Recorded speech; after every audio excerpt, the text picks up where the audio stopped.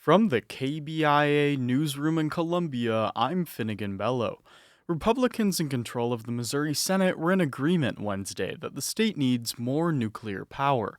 But KBIA's Jana Rose Schleiss reports senators debated whether nuclear power plants should be paid for in advance. Last year, Missouri lawmakers passed a bill allowing gas companies to deploy what's called construction work in progress, or QUIP, a policy that enables energy companies to earn revenue on power plants as they build them. The Senate passed an amendment to ban energy companies from using QUIP for nuclear power plants, which often take much longer to build. Senator Joe Nicola says last year's bill will add to Missourians' electricity bills, and he proposed the amendment to keep that from expanding. My constituents are suffering. They're complaining about their utility bills, and we're down here just keep adding and piling more. Opponents of the amendment say it will stifle investments in nuclear power in the state. The amendment passed by a margin of 1 vote. The bill now awaits a final vote in the Senate. I'm Jana Rose Schleiss, KBIA News. And the St. Charles Road Bridge over Interstate 70 will be demolished at 7 tonight. The Columbia Missourian reports the demolition process is expected to last from Friday to Monday.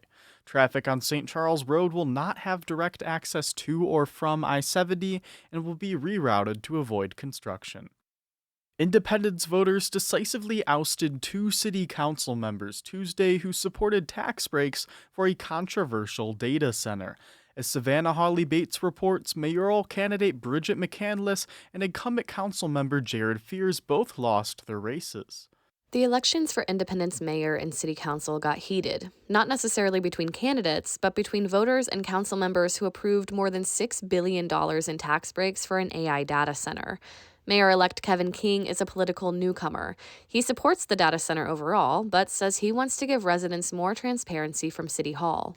Moving forward now, it's me holding Nebius accountable to the things that they've agreed to in the contract and make sure all those things are enforced. Opponents of the data center had collected signatures to force a public vote on the deal, but the effort was rejected by the city and a Jackson County judge. King signed that petition. I'm Savannah Hawley-Bates.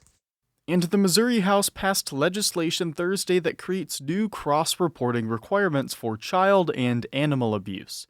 The legislation requires agencies involved in child abuse to also be trained to report instances of animal abuse. It additionally requires animal abuse investigators to be mandated reporters for abuse of vulnerable people.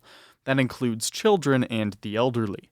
The legislation adds starvation to the definition of animal abuse as well. Supporters of the bill say there is a correlation between animal abuse and domestic violence. It now goes to the Senate with 5 weeks left in the legislative session. I'm Finnegan Bello, KBIA News, Columbia.